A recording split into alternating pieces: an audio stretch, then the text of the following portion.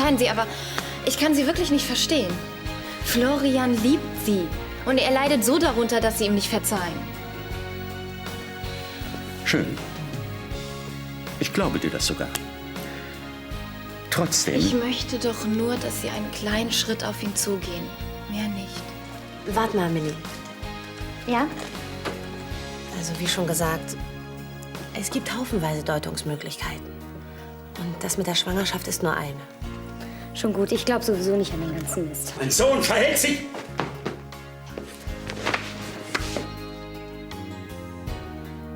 Papa? Hey.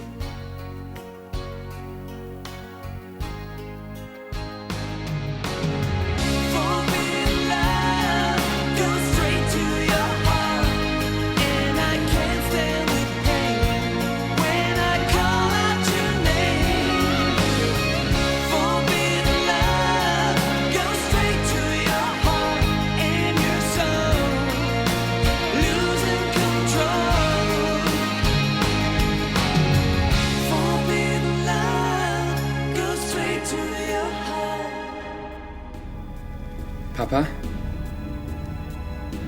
Papa, hörst du mich? Was hast du? Sag doch was! Oh nein, das ist alles meine Schuld. Ey. Das kann nicht sein! Arno? Was ist passiert? Er hat sich an die Brust gefasst und ist zusammengeklappt. Ich hol einen Krankenwagen. Papa, sag doch was. Bitte! Ja, hallo? Ja, mein Mann ist zusammengebrochen. Er liegt hier bewusstlos am Boden. Fischerweg 1 bei Brandner. Das kannst du mir nicht antun. Ich brauche dich. Ja, bitte beeilen Sie sich. Das habe ich nicht gewollt. Das weiß ich. Und du bist sicher, dass alles in Ordnung ist? Ja, mein Magen spielt nur ein bisschen verrückt. Hast du heute schon was gegessen? Mhm. Knäckebrot. Naja, ich lege mich jetzt noch eine Runde hin und heute Nachmittag bin ich bestimmt wieder fit. Tja, wenn du meinst. Wenn ich noch was für dich tun kann. Dann sage ich Bescheid. Danke. Schon okay.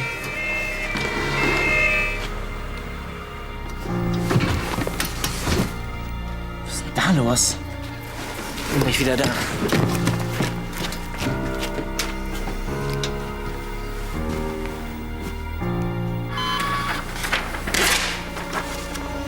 So, das war's auch schon. Was ist mit ihm? Ich vermute einen Infarkt, aber ich will mich noch nicht festlegen. Hatten Sie früher schon mal Probleme mit dem Herzen? Hatten Sie in der letzten Zeit Probleme mit dem Kreislauf? Es ist meine Schuld. Das stimmt doch nicht. Wenn ich nicht hingekommen wäre, dann hätten wir uns nicht gestritten. Herr Brandner hat sich also aufgeregt. Das ist doch nicht wahr. Arno regt sich ständig auf. Der braucht das irgendwie. Danke, Mann, aber diesmal... Ich bin schuld, dass er da liegt. Das ist doch Unsinn. Es ist die Wahrheit. Ich habe das zu verantworten. Barbara, sag mir doch bitte mal, was ich falsch gemacht habe. Du hast nichts falsch gemacht. Es ist nur... Ja? Nils hat mir auch ein Kleid geschenkt für diese schreckliche Hochzeitszeremonie und da musste ich wieder an die Zeit im Keller denken. Ja, das ist klar. Du, das stand aber nie in meiner Absicht. Ich weiß. Es tut mir leid, dass ich so reagiert habe. Warum sprichst du eigentlich nie mit mir über diese schreckliche Zeit? Es gibt nichts zu erzählen. Es ist vorbei. Es ist der Schnee von gestern. Ich freue mich auf unsere Hochzeit, weißt du. Ich kann es gar nicht erwarten, Frau von Anstetten zu werden. Hast du denn schon die Blumenarrangements gesehen, die ich zusammen mit Kathi ausgesucht habe? Barbara, schau mich an. Sei ehrlich. Du hast doch diese Entführung nie wirklich überwunden. Doch. Barbara, mir machst du da nichts vor. So was steckt man nicht einfach weg. Niemand kann das. Doch. Barbara, Ich kenne dich schon so lange, mir spielst du da nichts vor. Wir müssen da gemeinsam durch, verstehst du? Gemeinsam. Erinnerst du dich noch an die Zeit, als es mir dreckig ging? Zum Beispiel als Julia mit Leukämie im Krankenhaus lag. Da warst du immer an meiner Seite, da warst du für mich da. Siehst du, und jetzt will ich für dich da sein. Es war alles so. Es ist vorbei. Hm? Ich bin bei dir. Jetzt klingel endlich, du blödes Ding! Es ist bestimmt etwas Schlimmes, sonst hätte Erika sich längst gemeldet. Oder es ist ein gutes Zeichen. Genau. Vielleicht sind die beiden noch unterwegs. Und Erika kann sich deshalb nicht melden.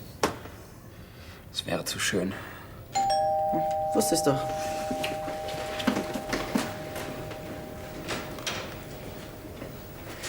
Hi! Du bist es. Was ist denn das für eine Begrüßung? Arno ist zusammengebrochen. Was? Er ist im Krankenhaus. Wisst ihr schon, was er hat? Der Notarzt tippt auf Herzinfarkt. Oh Mist. Und wenn es was anderes ist? Papa ist auch schon mal zusammengeklappt und hinterher hat sich dann rausgestellt, dass er nur fix und fertig war. Vielleicht ist das bei Arno genau das Gleiche. Hoffentlich. Willst du was trinken? Oh ja, eine Cola, wenn du hast. Weswegen bist du eigentlich gekommen? Ich wollte wissen, wie es dir geht. Bestens. Wieso? Naja, du warst heute nicht in der Schule. Und nach dieser Kartenleg-Aktion gestern Abend, Was war danach? du warst nicht gerade gut drauf. Und Nina, Hat sie was gesagt? nein, nur dass ich dich fragen soll. Also, was war los? Warum hättest du mich gestern Abend fast massakriert, als ich wissen wollte, was bei der Sache rausgekommen ist? Ach, es ist mir wirklich zu peinlich. Nina hat gesehen, dass meine Noten in nächster Zeit den Bach runtergehen. Deshalb machst du so einen Aufstand? Ich Idiot, hab schon gedacht, es wäre was Schlimmeres. Was denn für ein Gedicht? Im Sonnenduft, im grünen Klee, da suchte einst ein Jäger dich. Du freies Tier, du Blütenfee, die einem Sommerfalter gleicht, der goldene Düfte inhaliert. Unendlich schön und frei und leicht im Winde schwebt, die Welt verführt. Klingt gar nicht schlecht. Und das ist von Nils? Und manchmal, wenn ich so allein im Keller gesessen habe, gefesselt, da wollte ich nur noch sterben. Aber der Gedanke an dich und Kathi haben mir sehr geholfen. Ich wollte durchhalten. Ich wollte euch wiedersehen. Ich habe auch keine Nacht richtig geschlafen. Ich musste immer an dich denken. Das habe ich gespürt. Du warst immer irgendwie bei mir. Wie ist Nils eigentlich auf die Idee gekommen, dich bei Clarissa zu verstecken? Er hat irgendwo in der Zeitung gelesen, dass sie auf Kreuzfahrt ist. Zum Glück. Wer weiß, wo er mich sonst hin verschleppt hätte. Ich hätte dich überall gefunden. Selbst wenn er dich nach Borneo verschleppt hätte. Na, siehst du. Es war doch gar nicht so schlimm, darüber zu reden. Nein, eigentlich überhaupt nicht. Ich habe einfach gedacht, es ist das Beste, alles zu verdrängen. Aber gestern im Park, als wir das Herz gesehen haben, oder vorhin das Kleid, da kam alles wieder hoch. Weißt du, und heute Nacht hatte ich einen Albtraum. Nils stand wieder in meinem Zimmer. Und Du musst dich erst mal erholen. Wir können die Hochzeit gern wieder verschieben. Und erst mal Urlaub machen. ich weiß es nicht, Christoph. Wir machen, was du willst. Das ist ganz lieb von dir. Sollen wir spazieren gehen? Ja, klar. Okay, ich wasche mir erst mal das Gesicht und ziehe meine Jacke an. Es ist ziemlich kalt geworden. Bis gleich.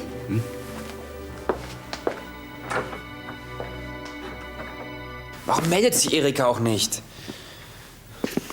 Meinst du, sie hat uns vergessen? Bestimmt nicht. Sie wird sich schon melden, wenn irgendwas ist. Ja, du hast ja recht. So, tschüss. Und ich drücke euch wegen Arno ganz fest die Daumen. Das wird schon wieder. Ja, danke. Komm, ich bring dich zur Tür. Ciao. Hallo, Luciana. Hallo, ihr beiden. Und? Wie geht's Herrn Brandner? Noch nichts. Erik hat sich noch nicht gemeldet.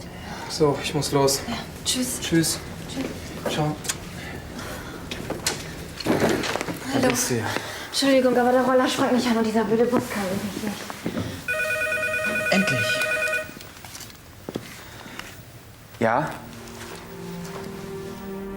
Erika, wie geht's Papa? Ja? Bis später. Und? Es war kein Infarkt. Nur ein Schwächeanfall. Es geht ihm schon viel besser. Das muss ich sofort Millie sagen. Millie? Ich bin so froh. Gute Neuigkeit, Millie. Arno geht's wieder besser.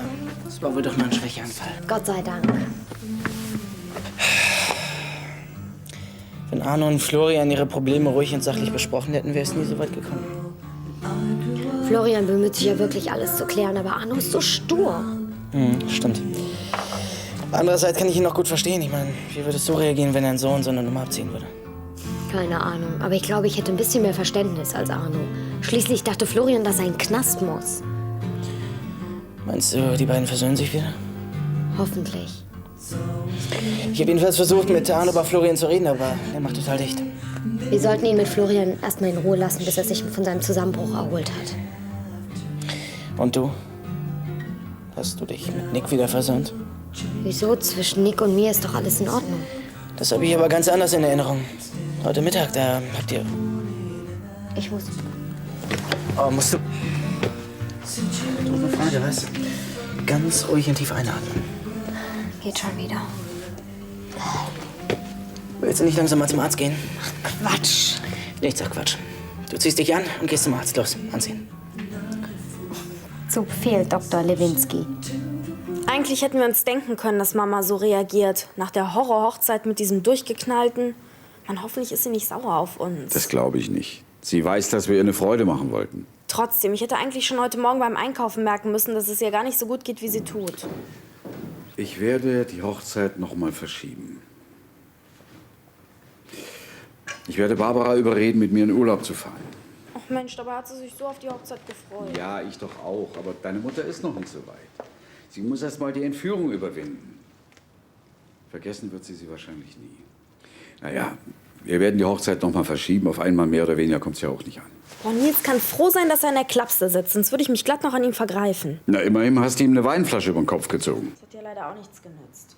Lass uns nicht über Nils reden. Wir müssen uns um Barbara kümmern. Sie braucht uns jetzt. Ja, stimmt. Wo ist sie überhaupt? Wolltet ihr nicht spazieren gehen? Sie wollte sich frisch machen und eine Jacke holen. Komm, lass uns mal gucken, wo sie bleibt. Ja.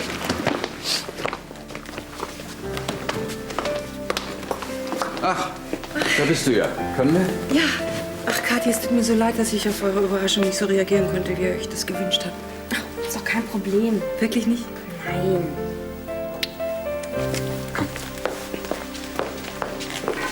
Tja, Milena, ich bin etwas ratlos. Eigentlich sind Sie kerngesund. Vielleicht der Blinddarm. Ausgeschlossen. Eine Blinddarmreizung verursacht keine Übelkeit. Aber irgendwas muss ich doch haben. Hatten Sie in letzter Zeit viel Stress? Nein.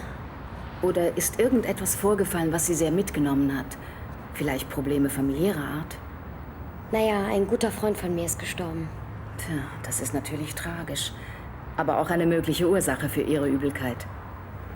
Wissen Sie, Milena, Kummer kann einem buchstäblich auf den Magen schlagen. Das stimmt. Es kann natürlich sein. Zumal der Vater des Freundes meiner Schwester vor nicht langer Zeit bei einem Verkehrsunfall ums Leben gekommen ist. Und die Oma auch. Tja, das ist ja wohl Kummer genug. Das wird auch den härtesten Mann umhauen. Ich verschreibe Ihnen mal ein homöopathisches Mittel. Und eine Blutuntersuchung möchte ich auch noch machen. Muss das sein? Sie wissen doch, ich hasse Spritzen. Ja, leider, das muss sein.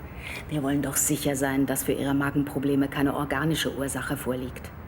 Reicht es nicht, wenn ich erstmal das Mittel nehme? Wenn das nicht wirkt, können Sie mir immer noch Blut abnehmen. Wenn's weh tut, drücken Sie den Elefanten. Ich benehme mich wie ein Kleinkind, was? Ach was, auch 80-Jährige haben Angst vor Spritzen. Ich kann das gut verstehen.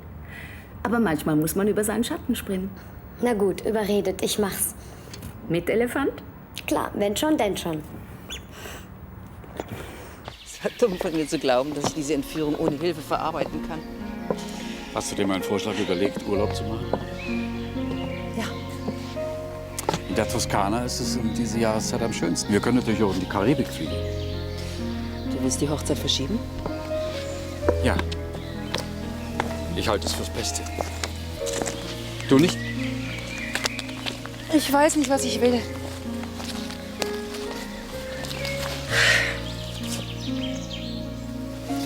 Barbara, ich will dich zu nichts drängen.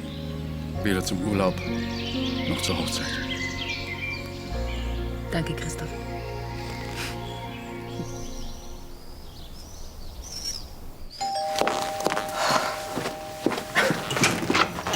Morgen, Florian, komm rein. Hallo. Willst du noch frühstücken? Kaffee? Nein. Wie geht's Papa? Ja, ganz gut. Ich habe gerade mit dem Stationsarzt telefoniert. Er klingt optimistisch. Ein Glück. Ich nehme doch einen Kaffee. Gut.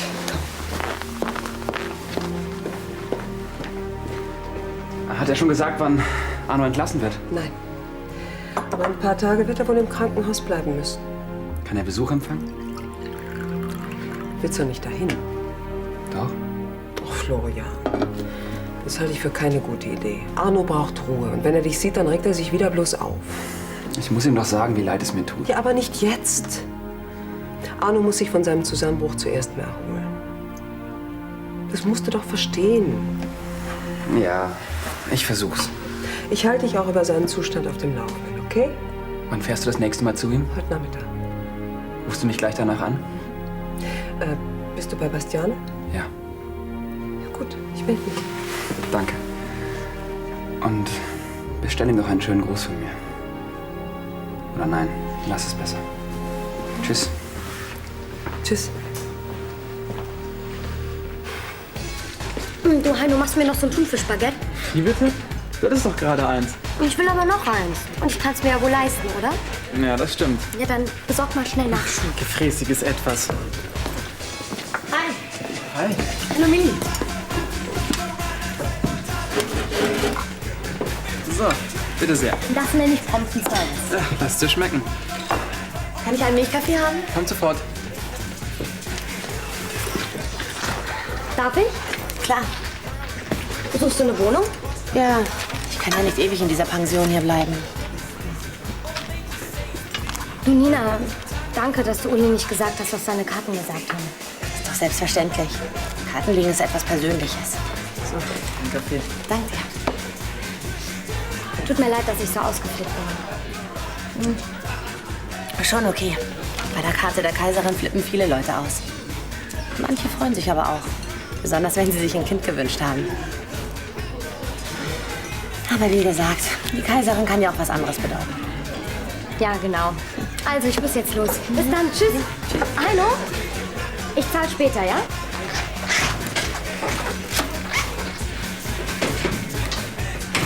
Ist Mama eigentlich schon aufgestanden?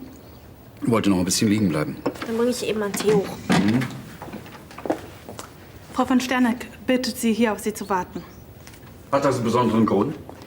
Ich darf nichts verraten. Vielleicht hat sie einfach keine Lust, alleine zu frühstücken. Wegen eines simplen gemeinsamen Frühstücks muss man doch nicht so ein Geheimnis machen. Guten Morgen. Wow, Mama, du siehst ja toll aus. Aber was hat das zu bedeuten? Champagner, bitte. Ich möchte die Hochzeit nicht verschieben. Ich habe mich so lange drauf gefreut. Und das wird dir nicht so anstrengend? Nein, im Gegenteil. Es wird der schönste Tag in meinem ganzen Leben.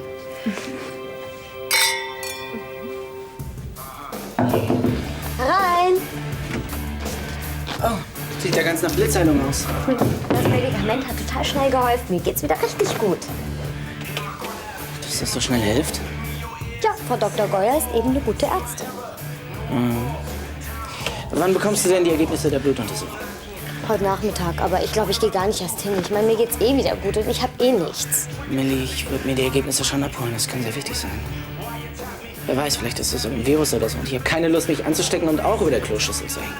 bist richtig eklig, weißt du das? Und ein Egoist, du hast nämlich nur Angst um dich. Stimmt doch gar nicht. Ich will nur nicht, dass es meiner süßen kleinen Milli schlecht geht.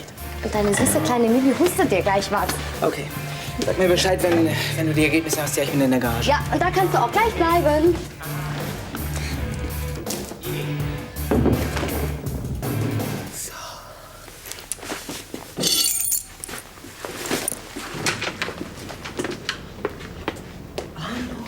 Was machst du denn hier? Ich wollte dich gerade besuchen. Hat man dich schon entlassen? Ich habe mich selbst entlassen. Ich konnte das ewige "Wie geht's uns denn heute?" nicht mehr hören.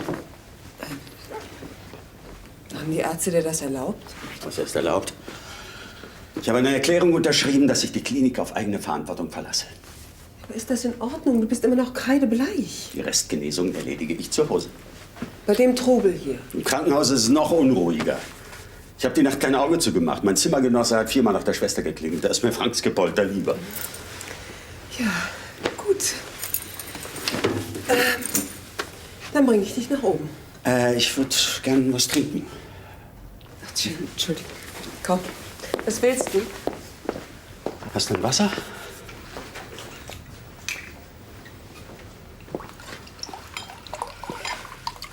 Danke. Und sonst? Hat Florian sich gemeldet? Ja, der war heute Morgen hier. Macht sich große Sorgen. Ach so. Er wollte dich im Krankenhaus besuchen. Das habe ich ihm aber verboten. Sehr richtig. Ich will ihn nicht sehen. Hier, frisch gewaschen und gebügelt. Danke. Hey, deinem Vater geht es bestimmt schon wieder besser. Hoffentlich. Erika wollte nachher noch anrufen. Bist du sauer, weil sie nicht wollte, dass du deinen Vater im Krankenhaus besuchst? Nein, sie hat schon recht. Ich bin einfach nur sauer auf mich selbst. Wenn ich ihn nicht so angeschnauzt hätte. Aber ich bin einfach ausgeflippt. Er war wieder so stur. Komm, jetzt mach dir mal keine Vorwürfe. Und immerhin bin ich ja auch nicht ganz unschuldig. Ohne mich wär's ja nicht zu ihm gegangen. Ach was. Du hättest mich doch gar nicht daran hindern können. Meinst du, er beruhigt sich irgendwann wieder? Florian, du bist sein Sohn. Natürlich wird er sich mit dir wieder versöhnen.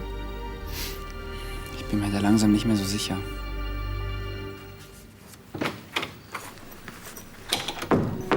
Guten Tag. Hallo, Milena. Setzen Sie sich.